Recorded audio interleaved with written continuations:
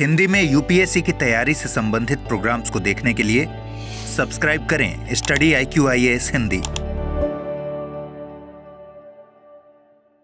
Hello everyone, स्वागत है आप लोगों का। उम्मीद है कि आप लोग बहुत अच्छे होंगे, आपकी तैयारी बहुत अच्छी चल रही होगी। ये हमारा वीकली करंट अफेयर्स का एक इनिशिएटिव है जो आपकी यूपीएससी की प्रिपरेशन को बेहतर करने में बहुत हेल्प करता है। हम हर दिन करंट अफेयर्स को पढ़ते हैं डेली सुबह 7 बजे। जनसत्ता की क्लास होती है, आप उस क्लास में आके और उसको लाइव भी पढ़ सकते हैं। इसी तरीके से उसको समराइज करके वीकली करंट अफेयर्स का एक इनिशिएटिव हम लेकर आते हैं जो कि टोटली डेडिकेटेड होता है प्रीलिम्स के लिए। एक बात आप ध्यान रखिए, वीकली करंट अफेयर्स है उसमें वही सारे मुद्दे कवर किए जाते हैं जो मुद्दे आपके प्रीलिम्स के एग्जाम के लिए बहुत ज़रूरी हैं। तो आप सब इससे परिचित हैं और मेरा नाम है गौरव शर्मा। हम बहुत सारी चीज़ें आपसे डिस्कस करते हैं यूपीएससी सीएसी के लिए। ये जो क्लास हम आपको पढ़ा रहे हैं, इस क्लास का अगर आपको पीडीएफ चाहिए, इस पीडीएफ के लिए आपने यहाँ जाना है टेलीग्राम पर, और टेलीग्राम पर जाने के बाद आप इस चैनल को ज्वाइन कर सकते हैं। जैसे ही आप इस चैनल को ज्वाइन करेंगे तो यहाँ आपको ढेर सारी अपडेट्स एंड ऑल सारी चीज़ें मिल जाएंगी। टेलीग्राम चैनल की इंपॉर्टेंस यही होती है कि आपको पीडीएफ वहाँ पर मिल जाता है टाइमली। तो आप अगर इस क्लास के पीडीएफ की तलाश आपको है, थोड़ा सा ये बोर्ड हमारा हैंग हो गया है, ये सही हो जाए फिर अपन इसको दिखाते हैं आपको कि अगर इस क्लास के पीडीएफ की नीड आपको है तो पीडीएफ चाहिए तो आप यहाँ पे आ सकते हैं। पीडीएफ के साथ में अगर किसी भी तरीके की अपडेट आपको चाहिए, आप अप टू डेट रहना चाहते हैं, तो अपडेट के लिए भी आप यहाँ जुड़ सकते हैं और आपकी जो प्रिपरेशन है इस प्रिपरेशन को बेहतर कर सकते हैं। चलिए अब हम लोग समझना शुरू करते हैं। सबसे पहला जो करंट अफेयर्स है वो है आपका मालाबार एक्सरसाइज को लेकर। मालाबार एक्सरसाइज हमेशा चर्चा में रहती है और इस तरीके के एक्सरसाइज से क्वेश्चन बन ही जाता है। तो आप लोग याद रखेंगे कि भारतीय नौसेना का युद्धपोत INS सहाद्री, तो ये हमको याद रखना है कि INS सहाद्री मालाबार अभ्यास 2025 में भाग लेने के लिए गुआम उत्तरी प्रशांत महासागर क्षेत्र में पहुंच गया है। यह क्वाड देशों का एक नौसैनिक अभ्यास है जो मूल रूप से 1992 में भारत और संयुक्त राज्य अमेरिका के बीच एक द्विपक्षीय अभ्यास के रूप में शुरू हुआ था। बाद में जापान 2015 में और ऑस्ट्रेलिया 2020 में भी इसको ज्वाइन कर लिया है या इनको शामिल कर लिया गया है। अब यहाँ से जो सवाल बनने की संभावनाएं हैं वो क्या है कि मालाबार जो एक्सरसाइज है यह एक ज्वाइंट मिलिट्री एक्सरसाइज है। इसकी शुरुआत 1992 में भारत और संयुक्त राज्य अमेरिका के बीच में होती है। बाद में तीसरा देश इसको जापान ज्वाइन करता है और चौथा देश ऑस्ट्रेलिया। इंडिया, अमेरिका, जापान और ऑस्ट्रेलिया को मिलाकर हमने एक ग्रुप बनाया, क्वाड ग्रुप के नाम से जाना जाता है, जो कि चाइना को साइड करने के लिए बनाया गया था। लेकिन अभी परिस्थितियां ऐसी क्रिएट हुई है, डोनाल्ड ट्रंप की जिस तरीके की विस्तारवादी नीति है, तो उसके कारण जो क्वाड है उसका भविष्य संकट में है। लेकिन फिर भी ये जो मालाबार एक्सरसाइज है इसको ज्वाइन करने की भारत का जो जहाज है, आप इसको जानेंगे, सहाद्री यहाँ पर पहुंच गया है, INS सहाद्री। और कहाँ हो रहा है? उत्तरी प्रशांत महासागर के जो गुआम है ना, गुआम नामक जगह पर इसको आयोजित किया जा रहा है। यह अभ्यास भाग लेने वाले नौसेनाओं के बीच अंतर संचालन, समुद्री सुरक्षा और संयुक्त परिचालन समन्वय को बढ़ावाने पर केंद्रित है। इसमें पनडुब्बी रोधी युद्ध, वायु रक्षा, सतही युद्ध और संयुक्त सामरिक युद्धाभ्यास जैसी जटिल गतिविधियां शामिल है। सदस्य देशों द्वारा बारी बारी से आयोजित किया जाता है। जो सभी इसके सदस्य देश हैं बारी बारी से इसको आयोजित करते हैं, जैसे अमेरिका, इंडिया, ऑस्ट्रेलिया, जापान, ये इसको बारी बारी से आयोजित करेंगे, इस बात को ध्यान रखिएगा। तो पहला जो क्वेश्चन है, आई होप कि आपको समझ में आ गया होगा। जितने भी आपके ज्वाइंट मिलिट्री एक्सरसाइज होते हैं, या आप ऐसे कह लीजिए कि जो भी हमारी ज्वाइंट एक्सरसाइज होती हैं, संयुक्त सैन्य अभ्यास होते हैं, इन संयुक्त सैन्य अभ्यासों का पर्पज यही होता है कि हम समन्वय जो है इस समन्वय को स्थापित करें। इसी के साथ में कोई भी आपात परिस्थिति हो, उस आपात परिस्थिति में बेहतर तरीके से मिलजुल कर काम कर सकें। हमें याद रखना है मालाबार जैसे और भी एक्सरसाइज होते हैं, आप सारे याद रखना, क्योंकि ये यूपीएससी का फेवरेट है। इसमें कुछ ना कुछ पूछ लिया जाएगा, या तो सहाद्री पूछ लिया जाएगा या जगह पूछ ली जाएगी, क्वाड की स्थापना कब हुई, भारत और अमेरिका के बीच में कब से इसकी शुरुआत हुई थी। अगला है प्रथम बिम्स्टेक भारत समुद्री अनुसंधान नेटवर्क सम्मेलन। बेटा ध्यान रखना, दिस इज द फर्स्ट कौन है? बिम्स्टेक। बिम्स्टेक भारत समुद्री अनुसंधान नेटवर्क सम्मेलन कोच्चि में नीली अर्थव्यवस्था में सहयोग को बढ़ावा देने के लिए प्रथम बिम्स्टेक भारत समुद्री अनुसंधान नेटवर्क सम्मेलन का आयोजन किया गया। आप याद रखेंगे कि ये फर्स्ट टाइम हुआ है ना? फर्स्ट टाइम इसका आयोजन किया गया है और फर्स्ट टाइम आयोजन कहां पर किया गया है? कोच्चि। अब कोच्चि के बारे में आपको बताने की आवश्यकता नहीं है कि सर ये कहां पर है, केरल में है, और अक्सर चर्चा में रहता है अपने ग्रीन पोर्ट के लिए।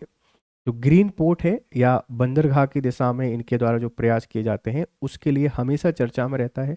तो कोच्चि में नीली अर्थव्यवस्था में सहयोग को बढ़ावा देने के लिए भारत और बिम्स्टेक के बीच में पहले सम्मेलन का आयोजित किया गया। अगर हम BIMRAN के बारे में बात करें तो इसको लॉन्च किया गया था भारत द्वारा 2022 में कोलंबो बिम्स्टेक शिखर सम्मेलन में घोषित किया गया था। यह घोषित कब किया गया है? 2022 में। कहां घोषित किया गया? कोलंबो बिम्स्टेक शिखर सम्मेलन में घोषित किया गया है और 2024 में भारत के विदेश मंत्रालय द्वारा इसको लॉन्च किया गया। अब इसमें दो डेटे हमको याद रखना है। पहला तो अनाउंसमेंट 2022 में किया गया। कहां पर अनाउंसमेंट किया गया? तो आप बता देंगे कोलंबो जो बिम्स्टेक शिखर सम्मेलन है उसमें। अनाउंस कब किया गया? घोषणा कब, लॉन्च कब किया गया? तो 2024 में हमारा जो विदेश मंत्रालय है, इस विदेश मंत्रालय के द्वारा इसको लॉन्च कर दिया। यह नीली अर्थव्यवस्था के सतत विकास के लिए बंगाल की खाड़ी क्षेत्र के शोधकर्ताओं के बीच सहयोग को सुविधाजनक बनाने के लिए एक मंच है। नीली अर्थव्यवस्था का मतलब है मत्स्य और समुद्री उत्पादन से economic development and economic prosperity लेके आना। तो भारत बिम्स्टेक समुद्री अनुसंधान नेटवर्क सम्मेलन कहाँ हुआ है? कोच्चि में हुआ है। कोच्चि कहाँ है आपका? केरल में। कब इसको अनाउंस किया गया था, कब इसको लॉन्च किया गया है? ध्यान रखना। पर्पस क्या है? पर्पस है कि नीली अर्थव्यवस्था के सतत विकास, सस्टेनेबल डेवलपमेंट के लिए बे ऑफ बंगाल रीजन में जो रिसर्चर हैं उनके लिए हेल्प प्रोवाइड करने के लिए इसको बनाया गया है। फोकस क्या है? समुद्री चुनौतियां, पारिस्थितिकी तंत्र, स्वास्थ्य, अनुसंधान, नवाचार, युवा शोधकर्ताओं के नेटवर्क का निर्माण, प्रभावी समुद्री संसाधन प्रबंधन और सामंजस्यपूर्ण नीति विकास। बड़ी सिंपल सी बात है। जो भी चैलेंजेस आ रहे हैं समुद्री क्षेत्र में जो नीली अर्थव्यवस्था को बनाने के लिए इंपॉर्टेंट है, उन सभी क्षेत्रों पर फोकस या आधारित है कि आसान नियम बनाने हैं जिससे हम बेहतर तरीके से हरित अर्थव्यवस्था को बेहतर बना सकें नीली अर्थव्यवस्था के सहयोग से। तो पहला सम्मेलन कहाँ हुआ है? यह भारत का पड़ोसी प्रथम नेबरहुड फर्स्ट एक्ट ईस्ट हिंद प्रशांत और महासागर रणनीतियों के अनुरूप है। भारत की कुछ पॉलिसी है, पड़ोसियों को पहली प्रायोरिटी देने के लिए एक तो एक्ट ईस्ट पॉलिसी पे काम कर रहे हैं। हमारी महासागर पॉलिसी है। महासागर पॉलिसी के अंतर्गत इंडियन ओशन के जितने भी नेबरिंग कंट्रीज हैं उनके साथ हमको बेहतर कॉपरेशन बनाए रखना है, जिसके कारण इंडियन ओशन में डोमिनेंस को हम लोग इस्टेब्लिश कर सके। ठीक है, ध्यान रखिएगा। तो ये भारत की कुछ पॉलिसीज हैं, उन पॉलिसी को बेहतर तरीके से एप्लीकेबल बना रहा है ये बिम्स्टेक सम्मेलन। अच्छा, आप मुझे बताइएगा जो बिम्स्टेक है, इस बिम्स्टेक की स्थापना कब हुई थी? बिम्स्टेक की कब इस्टेब्लिश हुआ था और इसमें मेंबर कितने हैं? ये दोनों क्लासें, दोनों बातें आपको मुझे after the class comment box में आंसर करना है। चलिए, ट्रॉपिकल फॉरेस्ट फॉरएवर फैसिलिटी ये एक इनिशिएटिव है और एनवायरमेंट से रिलेटेड जब भी कोई चीज होती है वो हमेशा चर्चा में रहती है, इस बात को ध्यान रखना। तो एनवायरमेंट एंड इकोलॉजी पेपर 3 में काम आएगी। भारत ब्राजील के वेलेम में आयोजित COP30 है ना, COP30 ब्राजील के वेलेम में आयोजित किया जा रहा है। शिखर सम्मेलन के दौरान ट्रॉपिकल फॉरेस्ट फॉरएवर फैसिलिटी में पर्यवेक्षक के रूप में शामिल हुआ है। आप देख सकेंगे कि ऑब्जर्वर नेशन के तौर पर शामिल कर दिया गया है। ट्रॉपिकल जो फॉरेस्ट है उस ट्रॉपिकल फॉरेस्ट में एक ऑब्जर्वर नेशन के तौर पर भारत को शामिल किया गया है। कहाँ किया गया है? COP30। COP30 कहाँ हो रहा है सर? बेलेम। बेलेम कहाँ है? ब्राजील में। अब ये क्या है? Tropical forest forever facility, TFF, ये पूछा जा सकता है। यह ब्राजील के नेतृत्व वाला वैश्विक वित्त पोषण तंत्र है। ये फाइनेंशियल सिस्टम है जिसे 6 नवंबर 2025 को शुरू किया गया है, जिसका लक्ष्य है उष्णकटिबंधीय देशों को वनों की सुरक्षा, संरक्षण और विस्तार के लिए पुरस्कृत करना। TFF क्या है? Tropical forest forever facility. ऐसे देश जहां पर उष्णकटिबंधीय वन पाए जाते हैं, उन उष्णकटिबंधीय वनों के संरक्षण, सुरक्षा के लिए किए गए प्रयासों के लिए देशों को सम्मानित करना है। इन वेरी शॉर्ट कि जो भी ट्रॉपिकल फॉरेस्ट है, इस ट्रॉपिकल फॉरेस्ट के संरक्षण को हमको बढ़ावा देना है, इस बात को ध्यान रखिएगा। और जो बेहतर काम करेगा हम उसको पुरस्कृत करेंगे, उसको अवार्ड देंगे। सार्वजनिक और निजी निवेश के माध्यम से 125 बिलियन अमेरिकी डॉलर जुटाना। ये टारगेट देख लेना, क्योंकि यूपीएससी कभी कभार यहां से सवाल बना देता है कि क्या टारगेट लेके चल रहे हैं। इस निधि से प्राप्त आय का उपयोग उन देशों को भुगतान करने के लिए किया जाएगा जो उष्णकटिबंधीय वनों का सफलतापूर्वक संरक्षित या पुनर्स्थापित करते हैं। पहली चीज तो ये फंड कहां से आएगा? सरकारी और निजी भागीदारी से 125 बिलियन अमेरिकी डॉलर कहां डिस्ट्रीब्यूट करेंगे? वनों के संरक्षण के लिए। विचार यह है कि खड़े वनों को मौद्रिक मूल्य प्रदान किया जाए तथा उन्हें महत्वपूर्ण पारिस्थितिक सेवाओं के प्रदाता के रूप में माना जाए। इन वेरी सिंपल वे, वनों के संरक्षण से संबंधित ये इनिशिएटिव है, स्पेशली उष्णकटिबंधीय ट्रॉपिकल फॉरेस्ट जहां पर हैं। आप सबको पता है कि कर्क रेखा से मकर रेखा के बीच के जितने भी देश हैं, यहाँ पर ट्रॉपिकल फॉरेस्ट पाए जाते हैं। ट्रॉपिकल फॉरेस्ट में ढेर सारी समस्याएं हैं। हम मानवों ने काटना बहुत शुरू कर दिया है, फॉरेस्ट फायर बहुत हो जाती है, प्राकृतिक आपदाएं बहुत आती हैं, जिसके कारण वनों का नुकसान और विनाश हो रहा है। ये नुकसान और विनाश अर्थव्यवस्था, पर्यावरण और मानव समाज के लिए सही नहीं है, सस्टेनेबल डेवलपमेंट के लिए सही नहीं है। इसीलिए इस फंड की स्थापना की गई है और ब्राजील इसको लीड कर रहा है, ध्यान रखिएगा। TFF कैसे काम करती है? पारिस्थितिक तंत्र सेवाओं का मूल्यांकन, स्थायी और पुनर्स्थापित उष्णकटिबंधीय वनों को आर्थिक मूल्य प्रदान किया जाता है तथा उनके द्वारा प्रदान किए गए कार्बन भंडार, जैव विविधता और वर्षा विनिमय के लिए देशों को मुआवजा दिया जाता है। प्रदर्शन आधारित भुगतान किया जाएगा, स्थानीय स्तर पर संचालित इसका कार्यान्वयन किया जाएगा, समावेशी लाभ साझाकरण है और सतत वित्त पोषण मॉड्यूल है। पात्रता, वनों की कटाई की दर 0.5% से कम होनी चाहिए और प्रवेश स्तर से ऊपर नहीं बढ़नी चाहिए। पारदर्शी और लेखा परीक्षा योग्य निगरानी प्रणाली बनाई जाए। स्थानीय और स्वदेशी समुदायों को लाभ के उचित वितरण की गारंटी देना। पारदर्शिता और जवाबदेही सुनिश्चित करने के लिए TFF चार्टर पर हस्ताक्षर करना और उसका अनुपालन करना है। उच्च आय वाले देश एकल फसल बागान क्षेत्र इसके लिए पात्र नहीं है। एकल क्षेत्र जो फसल बागान है वो इसके लिए पात्र नहीं है। तो कुछ पैरामीटर, कुछ मापदंड इन्होंने बनाए हुए हैं। उन मापदंडों के अधीन अगर आप काम करते हो तो TFF के अंतर्गत आपको सुविधा मिल जाएगी, फैसिलिटी मिल जाएगी। आप बस इतनी बातें याद रख लेना कि जो TFF है इसका फुल फॉर्म याद रख लीजिएगा। इसका गठन किया गया है 6 नवंबर 2025 को। किसके द्वारा गठन किया गया है? ब्राजील के द्वारा। और भारत इसमें कैसे है? भारत इसमें एक पर्यवेक्षक राज्य के तौर पर शामिल हुआ है, मतलब अभी हम इसके मेंबर के तौर पर शामिल नहीं हुए हैं। इनका टारगेट है 125 बिलियन डॉलर फंड इकट्ठा करना और ट्रॉपिकल फॉरेस्ट को संरक्षित करने के प्रयास करना। तो ये यहां से पॉसिबल जो क्वेश्चन है बन जाएंगे। किस तरीके की पात्रताएं हैं, वो पात्रताएं भी आपको याद रखना है। पारदर्शी तंत्र बनाना पड़ेगा, जो वनों की कटाई है उसकी दर को कम करना पड़ेगा, सतत विकास के जो मॉड्यूल हैं उन मॉड्यूलों पर हमको काम करना पड़ेगा, तब आप इसके लिए एलिजिबल होंगे। अब देखो, जैसे TFF इसका जो नेतृत्व है वो ब्राजील कर रहा है, वैश्विक दक्षिण के नेतृत्व में। ग्लोबल साउथ को मजबूत बनाने के लिए ब्राजील इसका लीडर है या इसका समर्थन कर रहा है। अन्य तंत्र जैसे REDD+ विकसित देशों या संयुक्त राष्ट्र निकायों द्वारा इसका नेतृत्व किया जाता है। वित्त पोषण मॉडल क्या है? स्वयं वित्त पोषित निवेश निधि, सार्वजनिक प्लस निजी पूंजी से, दाता या कार्बन क्रेडिट पर आधारित है इसका वित्त पोषण। ठीक है, ध्यान रखिएगा। भुगतान प्रकार प्रदर्शन पर आधारित है, अक्सर परियोजना या अनुदान पर आधारित। दायरा दीर्घकालिक और बड़े पैमाने पर अल्पकालिक और छोटे, और लाभार्थी फोकस उष्णकटिबंधीय देश या स्थानीय समुदाय, व्यापक अक्सर परियोजना विशिष्ट। मतलब दोनों में काफी सारे अंतर हैं, आप इन अंतरों को थोड़ा सा देख लीजिएगा कि परंपरागत जो प्रणाली चल रही है वनों की संरक्षण की, उससे TFF किस तरीके से अलग है, ध्यान रखिएगा। कंचनजंगा के बारे में आपने सुना होगा, खांगचेंजोंगा बेसिक इसका जो वास्तविक नेम है, हम इसको कंचनजंगा के नाम से जानते हैं।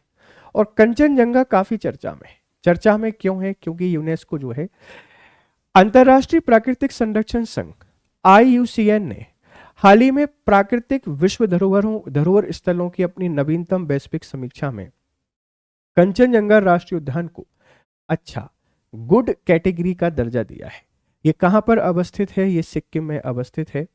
इसे खांगचोनजोंगा बायोस्फीयर रिजर्व के नाम से भी जाना जाता है। इसकी प्रमुख विशेषताएं हैं, भारत का पहला मिश्रित यूनेस्को विश्व धरोहर स्थल है जिसे 2016 में मान्यता दी गई थी। तो मिक्स्ड कैटेगरी का यूनेस्को धरोहर स्थल है जिसको 2016 में मान्यता दी गई थी। राज्य के 25% भाग को कवर करता है, 25% एरिया को यही कवर करता है। लेपचा लोगों के लिए मोयल ल्यांग है, जो उनके देवताओं द्वारा दिया गया एक गुप्त स्वर्ग है। जो लेपचा समुदाय है, उस लेपचा समुदाय के लिए ये स्वर्ग के समान है, इस बात को ध्यान रखिएगा। तिब्बती बौद्ध इसे एक पवित्र घाटी या वेउल मानते हैं, और थोलुंग जैसे प्राचीन मठ आध्यात्मिक परंपराओं को संरक्षित करते हैं। तो लेपचा के लिए भी इंपॉर्टेंट है, लेपचा समुदाय के साथ में तिब्बती बौद्धों के लिए भी इंपॉर्टेंट है। पार्क में 280 ग्लेशियर और 70 से अधिक हिमनद झीलें हैं। इतने ग्लेशियर और इतनी ग्लेशियर लीक हमको देखने को मिल जाएंगी। वनस्पति में समशीतोष्ण वनों, ओक, देवदार, संटी से लेकर अल्पाइन घास के मैदान तक फैली हुई हैं। हिम तेंदुए, धूमिल तेंदुए, लाल पांडा, नीली भेड़, हिमालयी तहर और 550 से अधिक पक्षी प्रजातियां हैं। तो कंचनजंगा राष्ट्रीय उद्यान को IUCN ने भारत में गुड क्वालिटी का बायोस्फीयर रिजर्व घोषित किया है, जैव आरक्षित क्षेत्र घोषित किया है। बाकी सभी बायोडाइवर्सिटी के क्षेत्रों को सुधार का सजेशन दिया गया है, चाहे वेस्टर्न घाट हो, चाहे हिमालयन हो, चाहे कोई भी हो, लेकिन कंचनजंगा को गुड कैटेगरी का यहाँ पर दर्जा दिया गया है, इसीलिए चर्चा में है, आप इसको ध्यान रखिएगा। और ये मिश्रित कैटेगरी में यूनेस्को की लिस्ट में आता है, जिसमें कल्चरल और नेचुरल दोनों प्रकार की कैटेगरी में ये फिक्स है। 2016 में इसको शामिल किया गया था, ध्यान रखना। लेपचा लोगों के लिए मोयल ल्यांग कहते हैं, मतलब एक गुप्त स्वर्ग, और तिब्बती जो बौद्ध हैं इसको बेउल मानते हैं, और थोलुंग जैसे प्राचीन मठ यहाँ पर है। ग्लेशियर और ग्लेशियल झीलों के बारे में थोड़ा सा आप लोग याद रख लेंगे। अब देखो, ये जगह है, आपको एक दिखाई दे रहा होगा अंगोला। अंगोला बेटा कहाँ पर है? आप बता देंगे अफ्रीका में, ठीक है। अंगोला कहाँ है? अफ्रीका में। और अफ्रीका में भी आप लोग बता देंगे कि वेस्टर्न कोस्टल जो रीजन है, पश्चिमी तटवर्ती क्षेत्र में अटलांटिक ओशन, जो अटलांटिक ओशन है, इस अटलांटिक ओशन वाला एक देश है अंगोला। अंगोला का बॉर्डर आप लोग देख रहे हैं कि रिपब्लिक ऑफ द कांगो, फिर Dominica republic of Congo, Zambia, ठीक है, फिर आप लोग देखेंगे बोत्सवाना, नमीबिया, इन सभी से इसका बॉर्डर शेयर कर रहा है। एक इंपॉर्टेंट देश है। यहाँ रिसेंटली भारत के जो राष्ट्रपति हैं, जिनको हम लोग द्रौपदी मुर्मू के नाम से जानते हैं, ये द्रौपदी मुर्मू यहाँ की यात्रा पर गई। तो राष्ट्रपति ने लुआंडा अंगोला का दौरा किया। यह दक्षिण पश्चिम अफ्रीका अटलांटिक महासागर के तट के साथ है। इसकी राजधानी क्या है? लुआंडा। सीमाएं कांगो, जम्बिया, नमीबिया अटलांटिक महासागर से टच होती हैं। भूभाग तटीय मैदानी, केंद्रीय उच्च भूमि और सवाना का मिश्रण है। क्या तटीय मैदान है, केंद्रीय उच्च भूमि है और सवाना हमको देखने को मिलेगा। प्रमुख नदी है क्वांजा नदी, क्वांजा नदी। अफ्रीकी संघ AU का मेंबर है। वर्तमान अध्यक्ष दक्षिण अफ्रीकी विकास समुदाय ASDC का भी हिस्सा है। तो अंगोला कहाँ अवस्थित है? आप बता देंगे अफ्रीका में। अफ्रीका की कौन से हिस्से में अवस्थित है? कौन सा यहाँ पर आपको ओशियन देखने को मिलेगा? ऐसे करके बहुत सारे सवाल आपसे अंगोला से बन सकते हैं। और भारत की जो राष्ट्रपति हैं द्रौपदी मुर्मू, यहाँ जाने वाली पहली राष्ट्रपति भी बन गई है। पारा प्रदूषण और मिनीमाता कन्वेंशन, आप सबको पता है कि पारा जो है, इस पारा का प्रदूषण, जब जल में पारे की मात्रा पाई जाती है तो मिनी माता जो रोग है, ये मिनी माता रोग हमको हो जाता है। ये साइंस का एक बहुत ही फेवरेट क्वेश्चन है और बार बार ये किसी ना किसी पेपर में बनता ही रहता है। जेनेवा में आयोजित एक सम्मेलन में नवंबर 2025 में 150 से अधिक देशों ने पारे पर मिनी माता कन्वेंशन के तहत 2034 तक पारा आधारित दंत अमलगम, दांत भरने के उपयोग को चरणबद्ध तरीके से समाप्त करने पर सहमति व्यक्त की है। अभी हम लोग दांत भरने के लिए एक अमलगम, एक मिश्रण का यूज किए जाते हैं, उसमें पारा सम्मिलित रहता है। अब एक समस्या ये भी है कि पारा जो आपके बॉडी में अगर अंदर चला जाता है तो उसके कारण मिनी माता रोग हो जाता है। मिनी माता रोग हमको देखने को मिलेगा। तो अभी आपसे कोई पूछ सकता है कि पारा प्रदूषण और मिनी माता कन्वेंशन कहाँ हुआ? जेनेवा में। जेनेवा में कहाँ हुआ है? नवंबर 2025 में। और इन्होंने क्या टारगेट किया है कि 2034 तक जो पारा है, इस पारे का जो अमलगम है, इसको भरने से चरणबद्ध तरीके से रोकेंगे। पारा प्रदूषण के बारे में, पारा रासायनिक प्रतीक है Hg, Hg से प्रदर्शित करते हैं। एक भारी धातु है जो अपने सभी रोगों में विषाक्त है, मौलिक अकार्बनिक और कार्बनिक, जैसे मिथाइल मरकरी। तो जो पारा है Hg, जनरली आपने देखा होगा कि जो हम लोग थर्मामीटर वगैरह यूज करते हैं उनमें इसका बड़ा यूज किया जाता है। पानी में अगर ये मिल जाता है तो बहुत हानिकारक बीमारियां हमको हो जाती हैं, बहुत परेशानियों का सामना करना पड़ता है। तो इसका रासायनिक सूत्र क्या है? Hg हर परिस्थिति में विषाक्त है। विश्व स्वास्थ्य संगठन WHO ने मनुष्यों और पर्यावरण के लिए इसकी विषाक्तता के कारण पारे को प्रमुख सार्वजनिक स्वास्थ्य चिंता के शीर्ष 10 रसायनों में से एक के रूप में वर्गीकृत किया है। आपसे कोई पूछ सकता है कि किसने इसको शीर्ष 10 में से एक विषाक्त जो रसायन है इनकी तौर पर दर्ज किया गया है? आप बता देंगे WHO के द्वारा ऐसा किया गया है। किसने किया है? हम बता देंगे कि जो WHO है, इस WHO के द्वारा ऐसा किया गया है। इस बात को थोड़ा सा ध्यान रखिएगा, ठीक है। स्रोत क्या है? प्राकृतिक स्रोत ज्वालामुखी जो विस्फोट है, चट्टानों का अपक्षय है। ज्वालामुखी विस्फोट वॉल्केनिक इरप्शन से भी ये हो जाता है। और चट्टानों का जो अपक्षय है, जो हमारी रॉक्स होती हैं, इन रॉक की इरोजन से भी ये पहुंच जाता है। मानवीय गतिविधियों द्वारा कोयला जलाना, छोटे पैमाने पर सोने का खनन करना, औद्योगिक उत्सर्जन, दंत अमलगम और इलेक्ट्रॉनिक अपशिष्ट। तो यूपीएससी जब भी क्वेश्चन बनाएगी बहुत ही डायनेमिक क्वेश्चन बनाएगी। वो सिंपल कन्वेंशन तो नहीं पूछेगी, कुछ ना कुछ आपसे ऐसा पूछ ही लेगी जो आपकी ब्रेन एक्सरसाइज कराएगा। हमने सारे के सारे एस्पेक्ट यहाँ पे कवर कर दिए हैं कि इसका मौलिक सूत्र क्या है। हर अवस्था में ये विषाक्त ही होता है। WHO ने शीर्ष 10 रसायनों के रूप में इसको वर्गीकृत किया गया है। इसकी प्राप्ति के स्रोत क्या है, और जब ये ह्यूमन बॉडी में एंटर कर जाता है तो बहुत ही हानिकारक इसके परिणाम हमको देखने को मिलते हैं, ध्यान रखिएगा। पारे पर मिनीमाटा कन्वेंशन। अब ये मिनीमाटा कन्वेंशन है, ये कब हुआ था? ये 2013 में हुआ है और अपनाया गया 2017 में। तो ये इंपॉर्टेंट हो जाता है कि मिनीमाता कन्वेंशन कब का है? 2013 का, एक्सेप्टेड बाय 2017। इसका नाम जापान में मिनीमाता खाड़ी के नाम पर रखा गया है, जहां 1950 के दशक में चिसो कॉर्पोरेशन द्वारा औद्योगिक अपशिष्ट जल संदूषण के कारण गंभीर पारा विषाक्तता हुई थी, जिसके परिणाम स्वरूप घातक मिनीमाता रोग फैला। पारा का जब संदूषण होता है तो मिनीमाता रोग फैल जाता है। उसके पीछे कारण क्या है? मिनीमाता शहर है जापान का, जहां 1950 में पारा संदूषण के कारण बहुत सारे लोगों को डिजीज हुई, जिसको हमने मिनीमाता रोग कहा, क्योंकि मिनीमाता शहर जापान में ऐसा हुआ। मानव स्वास्थ्य और पर्यावरण का मानव जनित उत्सर्जन और पारे तथा उसके यौगिक उत्सर्जन से बचाना है। पक्ष क्या है? 153 देश इस कन्वेंशन पर हस्ताक्षर करता है। तो मिनीमाता कन्वेंशन 2013 में अपनाया गया, 2017 में। और मिनीमाता नाम क्यों पड़ा? क्योंकि जापान का एक शहर है मिनीमाता, वहां पारे के संदूषण से बहुत सारे लोगों को बीमार हुए, हमने उनको मिनीमाता रोग नाम दिया और इसीलिए हम इसको मिनीमाता कन्वेंशन के नाम से जानते हैं। Odd radio circle. मुंबई विश्वविद्यालय की एक टीम ने RED@home खगोल विज्ञान सहयोग के साथ मिलकर एक दुर्लभ double odd radio circle ORC की खोज की सूचना दी है। किसने दी है आप बता देंगे। मुंबई विश्वविद्यालय की एक टीम ने RAD@home खगोल विज्ञान के सहयोग से एक दुर्लभ ऑड रेडियो सर्किल ORC की खोज की सूचना दी है। ये विशाल मंद वृत्ताकार रेडियो संरचनाएं हैं जो गहरे अंतरिक्ष में देखी जाती हैं, आमतौर पर दूरस्थ आकाश गंगाओं को घेरती हैं और केवल रेडियो तरंगदैर्घ्य पर दिखाई देती हैं। इनकी पहचान पहली बार 2019 में खगोलविदों ने Australian square kilometre array pathfinder ASKP का उपयोग करके की थी। विशेषताएं ORC सैकड़ों हजारों प्रकाश वर्ष चौड़े हैं जो उन आकाश गंगाओं से कहीं अधिक बड़े हैं जिन्हें हम घेरे हुए हैं। अक्सर रेडियो उत्सर्जन के चमकते हुए छल्लों के रूप में दिखाई देते हैं जिनके केंद्र में या उनके निकट एक आकाश गंगाएं होती हैं।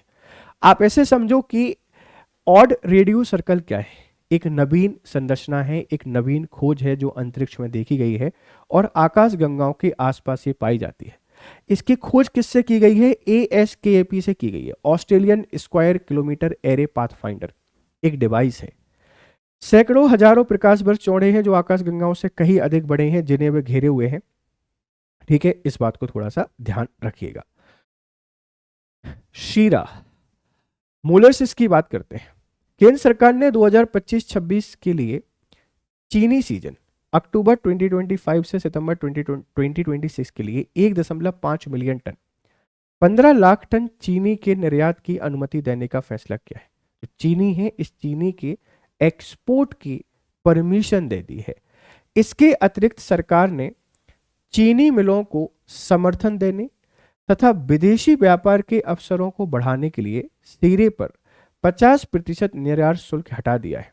जो शीरा है इस पे 50% जो एक्सपोर्ट ड्यूटी लगी हुई थी, इस एक्सपोर्ट ड्यूटी को हटा दिया गया है। तो पूछा जा सकता है कि शीरा पर कितना टैक्स चल रहा था, उसको हटा दिया है। और हटाया क्यों है? क्योंकि चीनी निर्यात की मंजूरी दे दी है सरकार ने कि आप चीनी का निर्यात कर सकते हैं, आप चीनी का एक्सपोर्ट कर सकते हैं। अभी तक इस पे जो बैन लग रहा था उस बैन को हटा दिया है। अब भारत से जो चीनी है इसका एक्सपोर्ट बड़ी आसानी से हो पाएगा, किसी प्रकार की कोई भी दिक्कत अब नहीं आएगी, ध्यान रखिएगा। ठीक है भाई।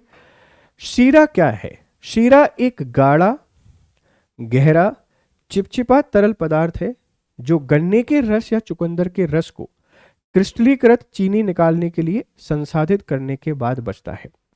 यह चीनी बनाने की प्रक्रिया का एक उप उत्पाद है जो सुक्रोज, ग्लूकोज और फ्रक्टोज के साथ साथ कैल्शियम, आयरन, मैग्नीशियम और पोटेशियम जैसे खनिजों से भरपूर है।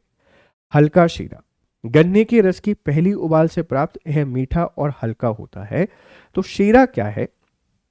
आप कह देंगे जो शीरा है, शीरा एक खाद्य पदार्थ है। खाद्य पदार्थ के साथ में आप इसका कहीं भी यूज कर सकते हैं। हमारा जो फूड प्रोसेसिंग है उसमें ये गाढ़ा होता है, गाढ़ा होने के साथ में यह गहरा होता है, गहरा। आप बोलेंगे कि यह चिपचिपा भी होता है। कैसा होता है? चिपचिपा। और इसका हम जब क्रिस्टलीकृत किया जाता है चीनी को शक्कर बनाते समय, तो उससे जो बचा हुआ हिस्सा है, बचा हुआ जो पार्ट है, आप उसको शीरा कहते हैं। इसके एक्सपोर्ट पर 50% जो टैक्स लगा था उसको हटा दिया है, ध्यान रखना। अनन्य आर्थिक क्षेत्र EEZ में मत्स्य पालन का सतत दोहन नियम। भारत सरकार ने नवंबर 2025 में अनन्य आर्थिक क्षेत्र EEZ में मत्स्य पालन के सतत दोहन के लिए नियमों को अधिसूचित किया है। अब आपके सामने बड़ी समस्या है। हम लोग पढ़ते हैं SEZ, special economic zone. Special economic zone यह इंडस्ट्रियल क्षेत्र होते हैं, इंडस्ट्रियल। यहां पर लिखा हुआ है EEZ, स्पेशल है ना, EEZ यहां पे लिखा हुआ है, जिसको आप लोग बोलते हैं एक्सक्लूसिव इकोनॉमिक जोन, अनन्य आर्थिक क्षेत्र के नाम से जाना जाता है, ध्यान रखना। सहकारी समितियों और समुदाय नेतृत्व वाले मॉडलों को सशक्त बनाना, गहरे समुद्र में मछली पकड़ने और आधुनिक मछली पकड़ने वाले जहाजों के प्रबंधन के लिए मछुआरा सहकारी समितियों और मछली किसान उत्पादक संगठनों को प्राथमिकता दी जाती है। तो मछली उत्पादन को बढ़ावा देने के लिए सरकार के द्वारा यहाँ पर इनिशिएटिव लिए गए हैं और इसी को लेकर रूल्स बनाए गए हैं। जो हमारा समुद्री क्षेत्र में आता है, लगभग 200 नॉटिकल मील तक का ये क्षेत्र पाया जाता है। RBI की निगरानी वाली वित्तीय प्रक्रियाओं के तहत मध्य समुद्री ट्रांसशिपमेंट परिचालनों के लिए मातृ शिशु पोत मॉडल को प्रोत्साहित करता है। उच्च मूल्य वाले समुद्री खाद्य निर्यात को बढ़ावा देने के लिए मूल्य संवर्धन, प्रमाणीकरण और पता लगाने की क्षमता पर ध्यान केंद्रित है, जिसका वर्तमान मूल्य लगभग 60,000 करोड़ रुपए प्रति वर्ष है। आप इतना याद रखना कि ईईजेड में जो मत्स्य पालन है, इस मत्स्य पालन को बढ़ावा देने के लिए जो नए रूल्स हैं, इन नए रूल्स को अधिसूचित किया गया है भारत सरकार के द्वारा, और ईईजेड एक समुद्री क्षेत्र है, ध्यान रखना। चित्तरंजन दास 1870 से लेकर 1925 तक है, चर्चा में रहे हैं। लोकसभा अध्यक्ष ओम बिरला ने स्वतंत्रता सेनानी चित्तरंजन दास को उनकी जयंती पर श्रद्धांजलि दी।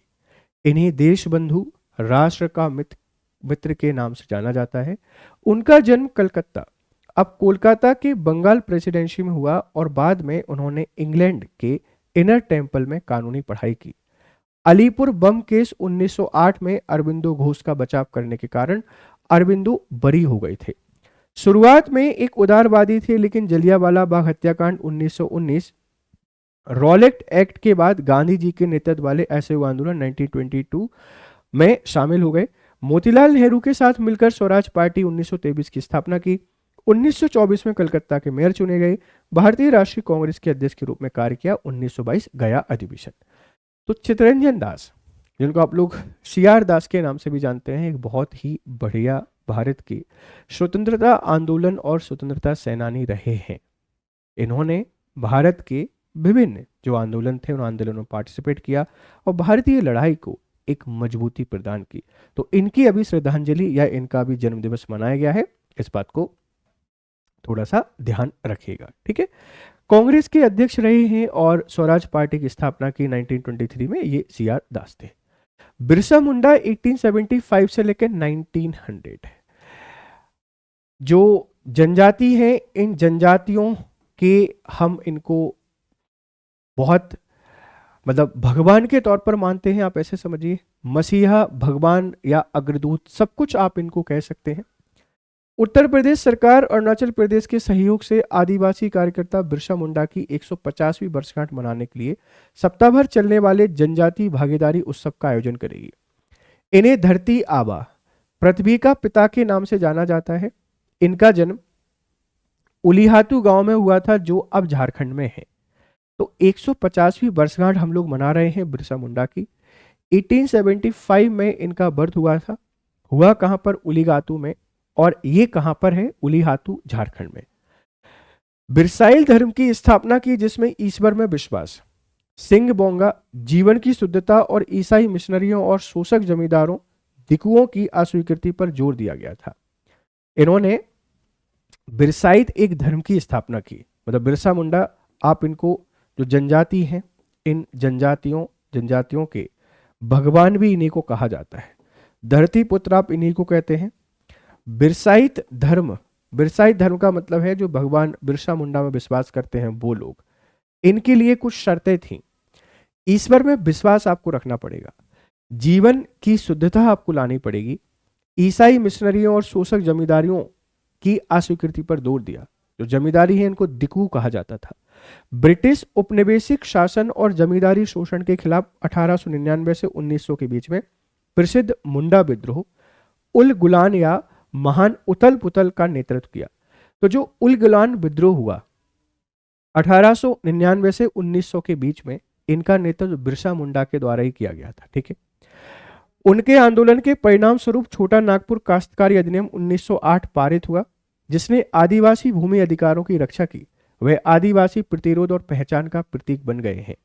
और इन्हीं के सम्मान में हम लोग 15 जो नवंबर है, इस 15 नवंबर को जनजाति गौरव दिवस के नाम से मनाते हैं। क्या मनाते हैं? जनजाति गौरव दिवस। और इसको मनाने की घोषणा की गई 2021 में, 2021 में इसको मनाने की घोषणा की गई थी, ध्यान रखिएगा। तो कहां से संबंधित हैं, कहां जन्म हुआ, कौन सा आंदोलन चलाया, और इनके सम्मान में हम जनजाति गौरव दिवस के तौर पर मना रहे हैं। कब से मनाना शुरू किया, सारे फैक्टों को याद रखिएगा। ग्रीन हाउस गैस का उत्सर्जन GS3, ठीक है। ग्रीन हाउस गैस GHG उत्सर्जन पर प्रकाश डालने के लिए संयुक्त राष्ट्र पर्यावरण कार्यक्रम UNEP की ओर से उत्सर्जन अंतराल रिपोर्ट 2025 जारी की गई है।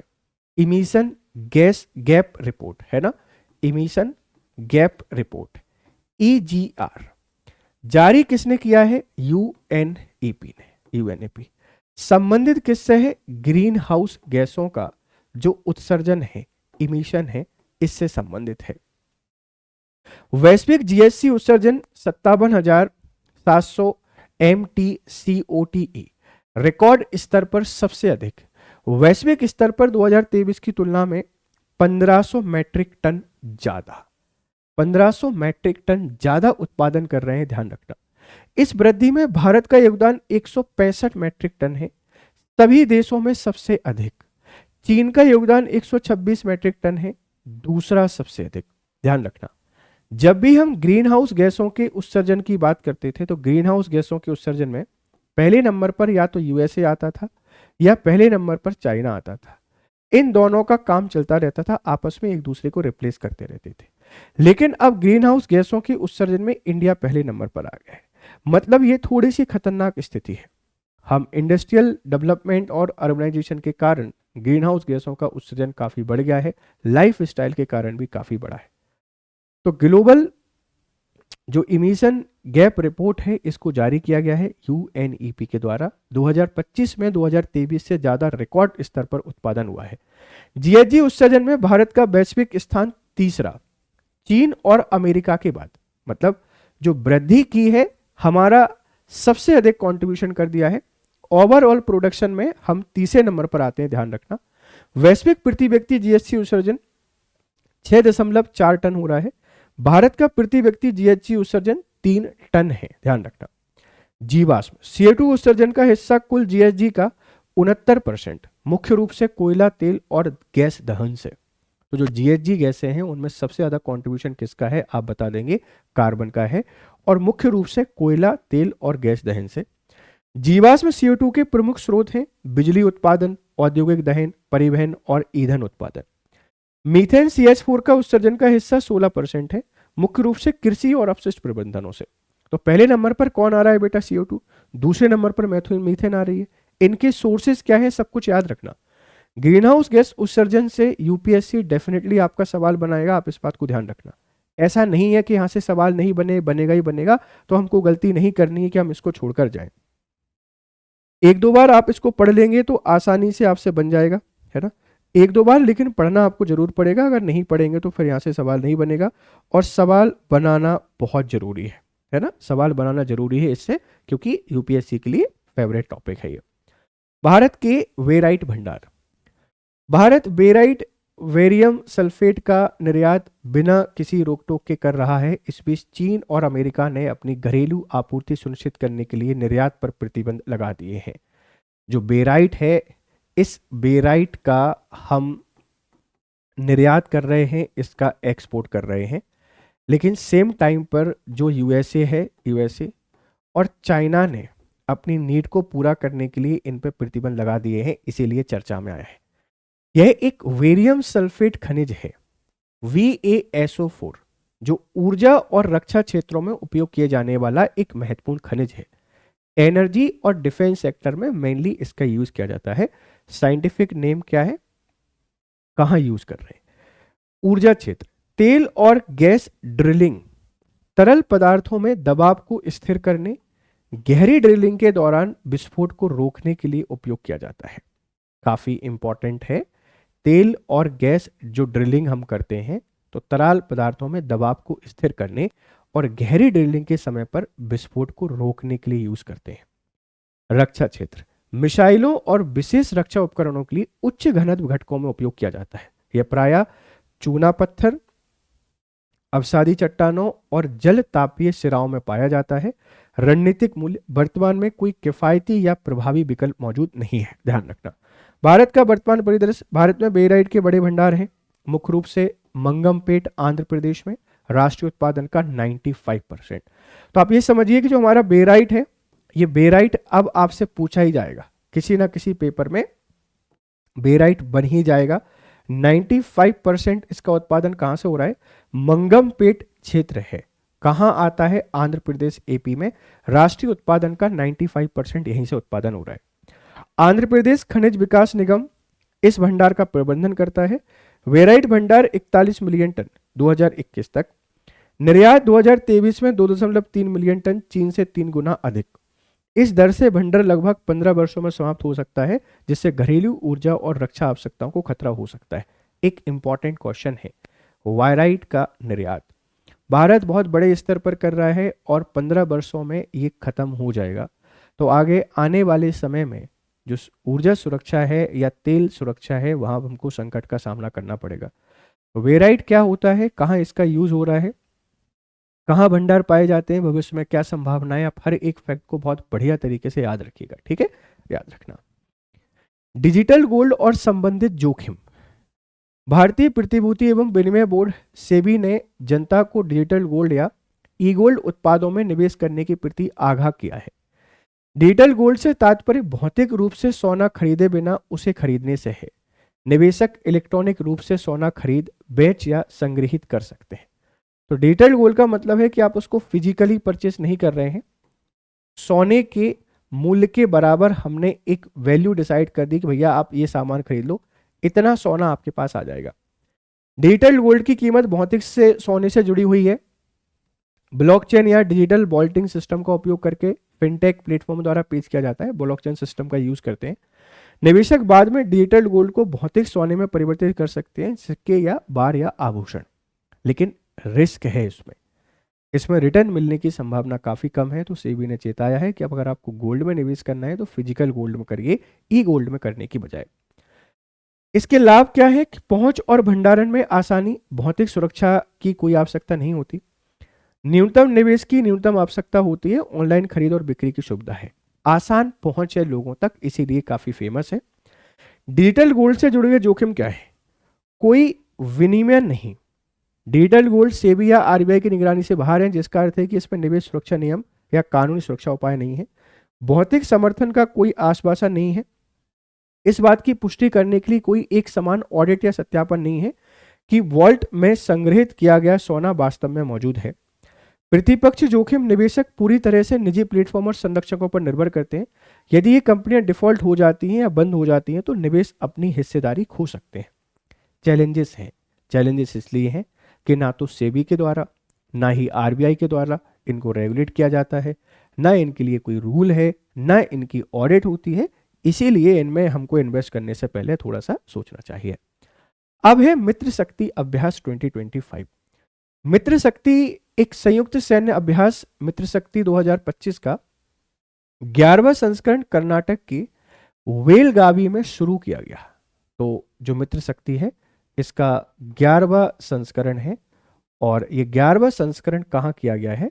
जो कर्नाटक है, इस कर्नाटक की वेलगावी में।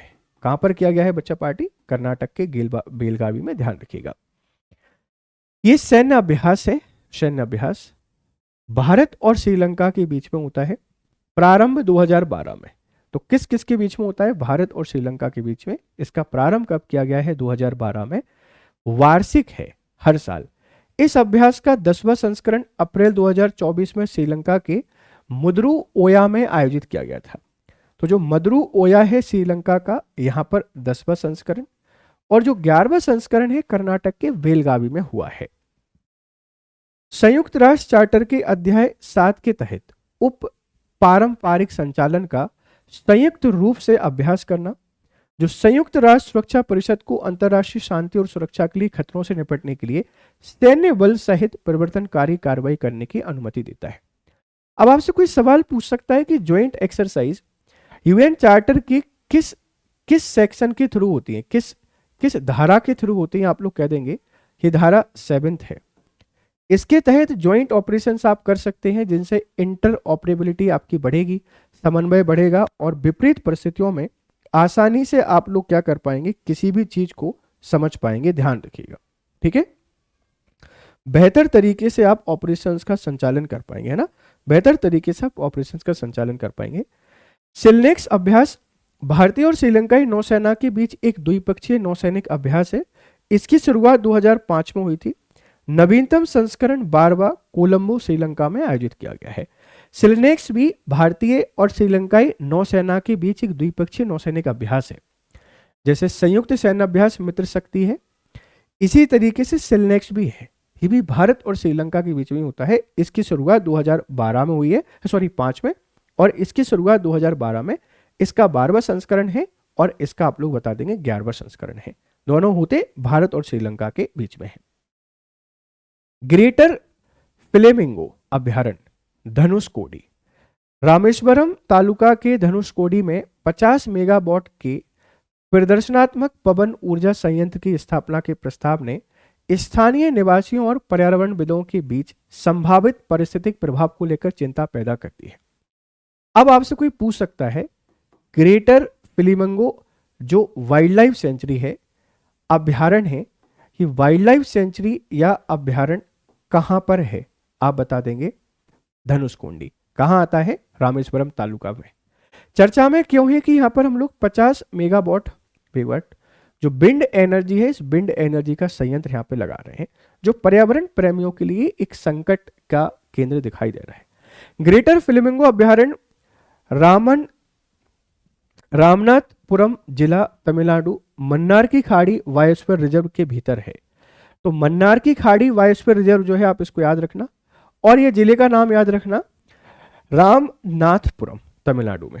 यह लगभग 128 पक्षी प्रजातियां पाई जाती हैं, जिनमें फ्लेमिंगो, बगुले, सैंडपाइर और एग्रेटस शामिल हैं।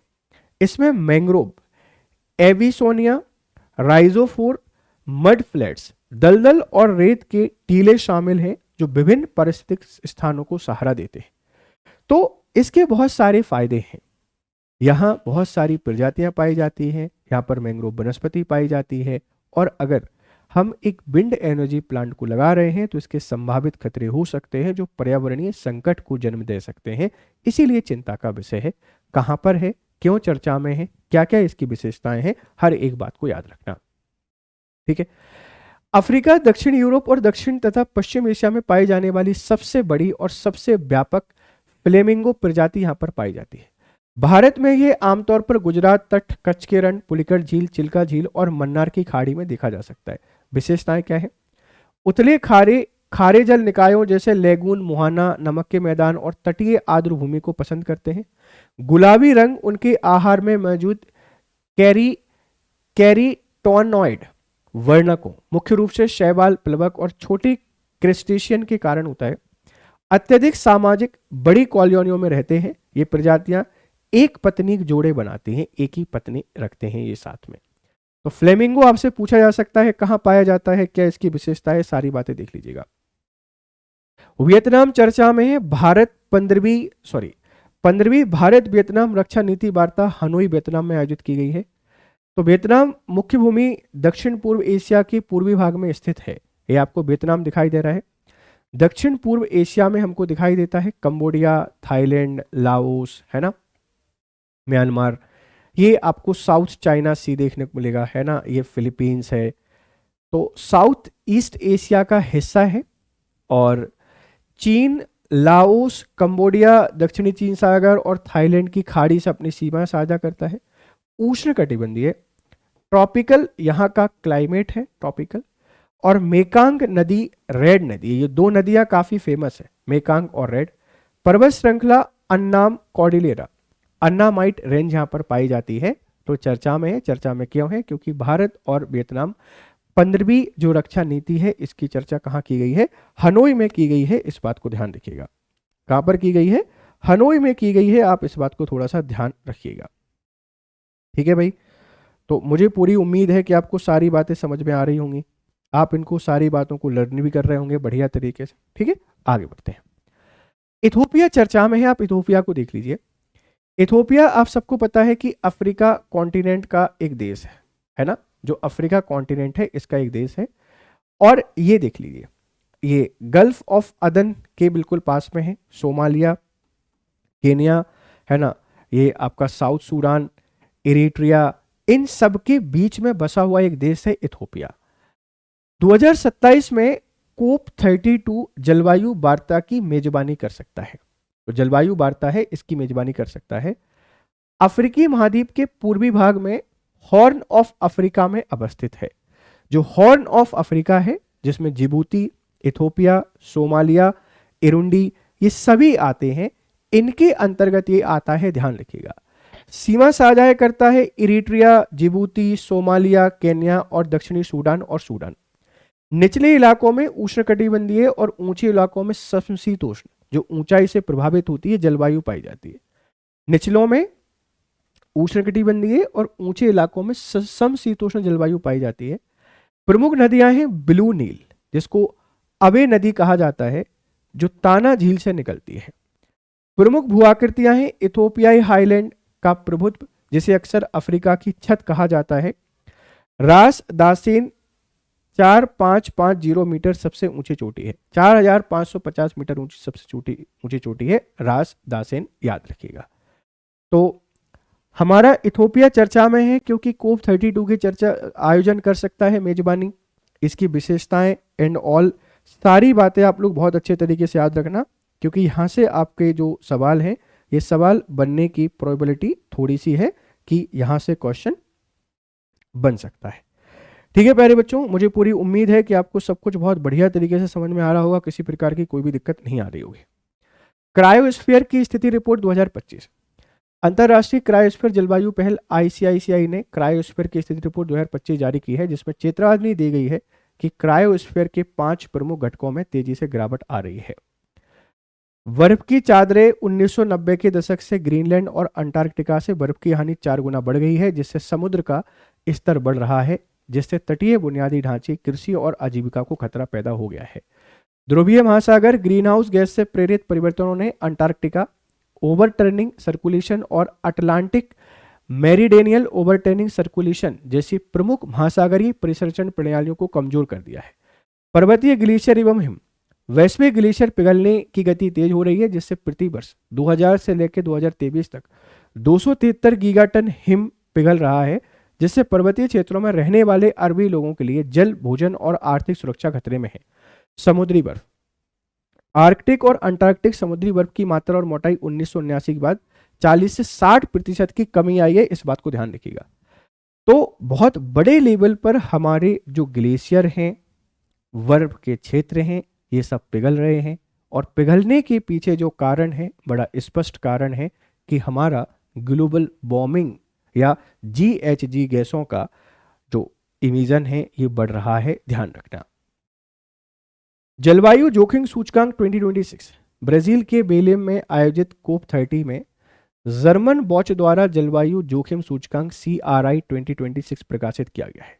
तो जलवायु जोखिम जो सूचकांक है 2026 इसको जारी कर दिया है।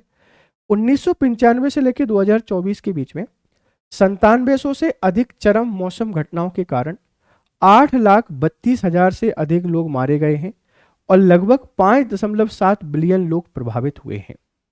इन्होंने 30 वर्ष का एक डेटा जारी किया है, 30 इयर्स का, और इनका कहना यह है कि 8 लाख लोग सिर्फ क्लाइमेट चेंज के कारण मारे गए हैं और 5.7 बिलियन लोग प्रभावित हुए हैं। इस अवधि के दौरान इन घटनाओं के कारण वैश्विक स्तर पर आर्थिक नुकसान 4.5 ट्रिलियन डॉलर मुद्रास्फीति सामंजस्य से अधिक हो गया है। भारत CRI रैंक 2024 में 15वें स्थान पर तथा CRI रैंक 1995 2024 में 9वें स्थान पर है। मतलब लास्ट अगर 30 साल की बात करें तो भारत 9वें स्थान पर है, और 2024 की बात करें तो भारत 15वें स्थान पर है। उसे बार बार बाढ़, चक्रवात, सूखा और बढ़ती भीषण गर्मी का सामना करना पड़ रहा है।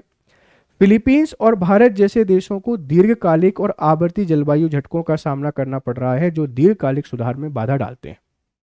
इनका कहना यह है कि क्लाइमेट चेंज के कारण भारत में बहुत ज़्यादा आर्थिक नुकसान हो रहा है, जो लॉन्ग टर्म डेवलपमेंट के लिए एक बहुत बड़ा खतरा है, और हमें इनके परमानेंट समाधान निकालने पड़ेंगे।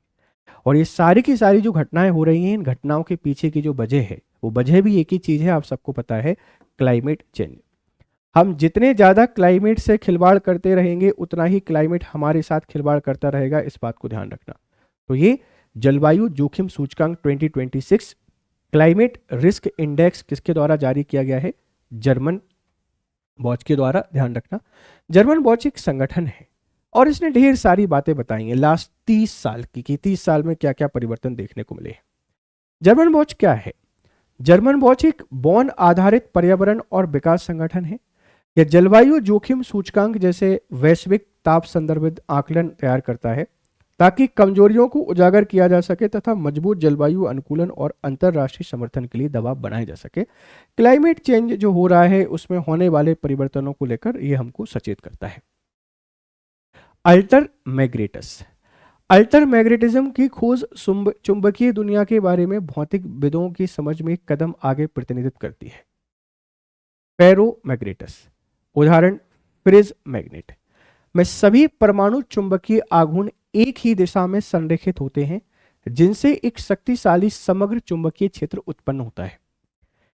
एंटी फेरोमैग्नेटस में पड़ोसी परमाणु आघूर्ण विपरीत दिशाओं में इंगित करते हैं जो एक दूसरे को रद्द कर देते हैं और परिणाम स्वरूप कोई शुद्ध चुंबकीय क्षेत्र नहीं बनता है, नेट मैग्नेटिक फील्ड नहीं बनता है। तो अल्टर मैग्नेटस जो है चुंबकीय क्षेत्र से संबंधित एक मैकेनिज्म है। ये कह रहे हैं अगर ये फेरोमैग्नेटस होता है, फ्रिज मैग्नेट, तो सभी लोग एक साथ ही घूमते हैं और एक बहुत बड़ा चुंबकीय क्षेत्र बना देते हैं। और एंटी फेरोमैग्नेटस है तो ये एक दूसरे के विपरीत घूमते हैं तो कोई भी नेट मैग्नेटिकल फील्ड आपकी नहीं बन पाती। अल्टर मैग्नेटस एंटी फेरोमैग्नेटस की तरह कोई शुद्ध चुंबकीय क्षेत्र उत्पन्न नहीं करते, लेकिन उनसे अलग वे शक्तिशाली स्पिन ध्रुवीकरण के साथ एक फेरोमैग्नेटस जैसी आंतरिक इलेक्ट्रॉनिक संरचना प्रदर्शित करते हैं। चूंकि वे कोई भारी चुंबकीय क्षेत्र उत्पन्न नहीं करते, अल्टर मैग्नेटस चुंबकीय गड़बड़ी के प्रतिरोधी होते हैं और सघन रूप से पैक किए गए इलेक्ट्रॉनिक घटकों के लिए आदर्श होते हैं। तो अल्टर मैग्नेटस एक घटना है, एक सिचुएशन है, आप इसको ध्यान रख लीजिएगा, हो सकता है कि साइंस एंड टेक में हमसे पूछ ली जाए। बुकर पुरस्कार 2025 डेविड साजले ने अपने उपन्यास फ्लैश के लिए 2025 का बुकर पुरस्कार जीता है। ठीक है, यह पुरस्कार पाने वाले पहले हंगोरियन ब्रिटिश लेखक बन गए हैं। तो फ्लैश एक बुक है डेविड साजले की, और डेविड साजले जो हैं इनके फ्लैश नोवेल के लिए 2025 का बुकर पुरस्कार मिला है और पहले हंगोरियन ब्रिटिश लेखक बन गए, पहले हंगोरियन ब्रिटिश लेखक बन गए, ध्यान रखना। बुकर पुरस्कार की स्थापना 1969 में यूनाइटेड किंगडम में की गई थी। यह पुरस्कार किसी भी वर्ष में अंग्रेजी में लिखे गए तथा यूके या आयरलैंड में प्रकाशित सर्वश्रेष्ठ मौलिक पूर्ण लंबाई वाले उपन्यास को सम्मानित करता है। 1969 में इसकी स्थापना की गई थी यूनाइटेड किंगडम में।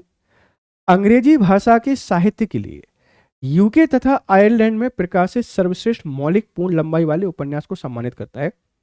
50,000 पाउंड का नगद पुरस्कार, जबकि चयनित लेखकों को 2500 पाउंड प्रति लेखक मिलता है। मतलब जीतने वाले को 50,000 मिलते हैं और चयनित को 2500 प्रति लेखक मिलता है। यह पुरस्कार अंतर्राष्ट्रीय बुकर पुरस्कार से अलग है जो यूके या आयरलैंड में प्रकाशित अनुवादित उपन्यास को मान्यता देता है। भारतीयों द्वारा प्राप्त पुरस्कार की बात कर रहे हैं तो बुकर पुरस्कार 2025 का किसको मिला है? डेविड साजले को। विनबेक्स अभ्यास का छठा संस्करण हनोई वियतनाम में शुरू हुआ है। एक सैन्य अभ्यास है, भारत और वियतनाम के बीच में होता है।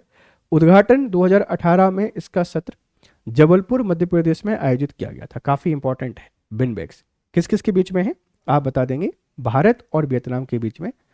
इसका छठवां जो संस्करण है, इस छठवें संस्करण का आयोजन हनोई वियतनाम में शुरू किया गया है। ये भारत और वियतनाम के बीच का एक ज्वाइंट एक्सरसाइज है, ध्यान रखना।